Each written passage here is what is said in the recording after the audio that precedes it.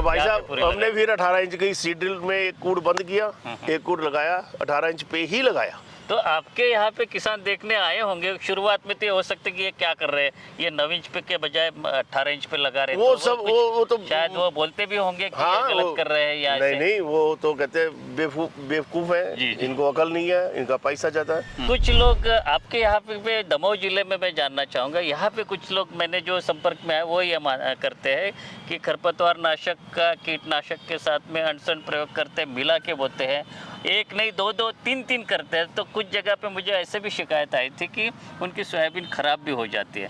क्या आपके दमोह जिले में भी ऐसे होता है कि मनमानी तरीके से दवाइयों का प्रयोग करते हैं, जो मिलाना चाहिए अनुशंसित नहीं उसका? अच्छा, कीट नियंत्रण के लिए आपने कितने स्प्रे किए हैं, इल्लियों के लिए या और भी कोई? इल्ली का इस साल या प्रकोप अगर कम रहा है। ओवरऑल देखें तो आपने कितने छिड़काव किए हैं अपनी फसल पे? अब ये पूरा नहीं, अप्रोक्सीमेटली 6 छिड़काव हो गए। 6 छिड़काव हाँ, है। जिसमें हमने 2 जो छिड़काव हैं वो एक्स्ट्रा किए हाँ, हाँ। हैं, एक 19-19 का और माइक्रोन्यूट्रेंट का, जी। और एक फंगीसाइड का जो पहले नहीं भी करते थे। जॉली जी, आप हमारे साथ में काफी इस साल तो आपने कई बार मेरे से भी व्यक्तिशः फोन करके आपने आप लोगों पूछा से है। नहीं, काफी लोगों को तंग किया हमने। तो कभी करते ऐसा हैं। सर, हम लोगों ने, बाकी किसान क्या करते हैं, ज़्यादा अनुभव नहीं है, ज़्यादा मैं खेतों में जाता नहीं हूँ, जी तो लेकिन ये है कि गुरु मंत्र एक ही है साहब, जी कि जैसे कोई मिलता है तो राम राम करना, जी। ऐसी सोयाबीन लगाना, तो साइंटिस्ट लोगों को राम राम करो, या जो उनसे मिलते हैं उनसे आप संपर्क में रहो। और इनकी जो साप्ताहिक सलाह आती है, मतलब पूरा भक्ति भाव से हम उसको देखते हैं और उसका अनुसरण करते हैं। अगर कोई चीज़ समझ ना आए तो भाई साहब हम फ़ोन करते हैं, बिल्कुल। और ये फ़ोन अगर बिजी है, भाई जरूरी तो नहीं है खाली बैठे हमारे फ़ोन के लिए, तो जब ये फ्री होते हैं तो कॉल बैक करते हैं, जो कि बहुत बड़ी बात है। जॉली जी, अंतिम 2-3 प्रश्न पूछूंगा, क्योंकि आपने NRC 130 की बात करी। अभी हमारे जो प्रदर्शन प्लॉट में से तो सबसे पहले वही वैरायटी कट गई है, कम समय में पकने वाले हैं। उसका आपका उसके बारे में आपकी प्रतिक्रिया बताइए कि आपको कैसे लगी है? बहुत बढ़िया वैरायटी लगी सर। उसके ऐसा ना, मतलब कि किसानों को मैं एक चीज़ और कहना चाहूँगा कि किसी चीज़ की प्लस हाँ करना ना करना, अच्छा बुरा करना, उससे पहले आप तथ्य जानो, जी और तथ्यों के हिसाब से अगर वो खरा उतरता है तो अपनी ओपिनियन बनाओ, नहीं तो ओपिनियन ही ना बनाओ। अब ये सोयाबीन के 130 जो था, एक तो ये 80 दिन के पहले ही, 80 दिन के बाद इसकी फलियाँ पुष्ट हो गई थी, पर पीली नहीं पड़ी थी। पुष्ट तो मेरा ख्याल है 75 दिन में ये पुष्ट हो गई थी, नीचे और नीचे से ऊपर तक। और जब हमने 80 दिन के 75-80 दिन के आसपास, याद नहीं मेरे को, इसका पौधा उखाड़ के लड़का ले आया कि जाओ जी ऐसी है, तो उसकी जड़ें सफ़ेद थी जी कुछ जड़ें, और जो काफ़ी लंबी थी, वो दर्शाती हैं कि नॉर्मली सोयाबीन की जो जड़ें, ऐसा मौसम जब बरसात हो, लगातार गीली माटी हो, तो जड़ें मर जाती हैं, भूरी हो जाती हैं, सफ़ेद नहीं होती, पुष्ट नहीं होती, दमदार नहीं होती। तो 130 में जब वो फलियाँ पुष्ट हो गई थी, जी तो भी उसकी जड़ें लंबी और सफ़ेद थी। जब उनको मिट्टी में धो के देखोगे तो हाथ फेर दोगे तो सफ़ेद और मोटी और लंबी थी, तो जो दर्शाती है कि ये इसमें अभी भी दम है। जी। तो ये मेरे हिसाब से औसत रूप से उसमें 130 में कितनी फलियाँ आपके यहाँ पे, आप जो बता रहे थे बहुत अच्छी फलियाँ लगी। हमारे देखो जी, औसत ये है कि किसी में बड़े 50 दाने वाली है, है, किसी बड़े में- दाने, मोटे दाने वाली, बहुत मोटे दाने वाली, और इसके जो ऊपर का नक्का जी। है वो भी लाल या आज तो दिखता ही नहीं है, हल्का सा लाल ही भी है। जी। और इसके 3-3 दाने की फली हैं, पुष्ट हैं नीचे से ऊपर तक, ये मुख्य बात है। और जड़ें सफ़ेद हैं, और इसमें करीबन एवरेज लेके चलो तो 70 फली एक पेड़ में जी हमने गिनी है। जी। अब ये उम्मीद करते हैं अगले साल भी ऐसे ही हो। और 142 का और 128 के बारे में आप बता रहे, वो भी लगा के देखे? वो सब बहुत कम बीज मिला था, 142 का 1 किलो मिला है, जी। तो उसमें क्या बोले, वो कचरा कुचरा कंट्रोल नहीं हुआ। 128 का अभी सर वो खेत में लगी हुई है, वो फलियां ज़्यादा पुष्ट- दिन में पकती हाँ, वो फलियां पुष्ट है उसमें हमारी, कैसे है?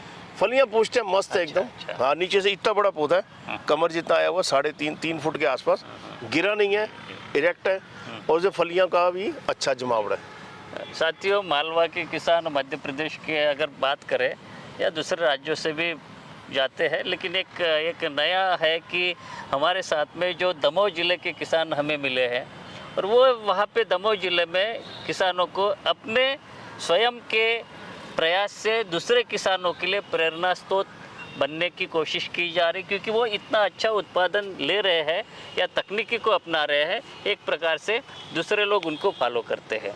तो इसी कड़ी में आज हमने आपकी बात कराई विकास जौली जी से, दमोह जिले के किसान बहुत अच्छे उनके प्रयास रहे हैं।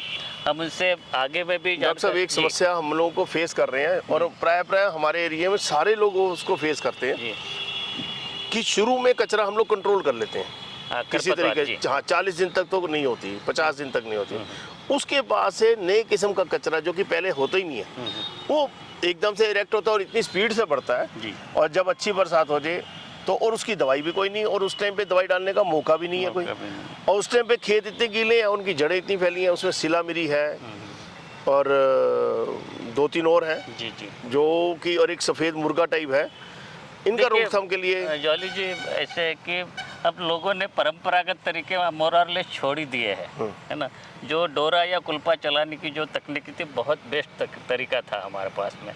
लोगों ने बैल रखना भी बंद कर दिया। अभी ट्रैक्टर पे हमने बनाया, हमने भी बनाया, लेकिन लफड़ा क्या है सर जी कि वो उस पौधे टाइम के बीच, लाइन के बीच में नहीं, के पर जो वो रहते पहले उस टाइम पे पौधा ही नहीं होता वो। जी आज 40 दिन तक तो पौधा ही नहीं होता, उसके बाद शुरू होता वो। जी।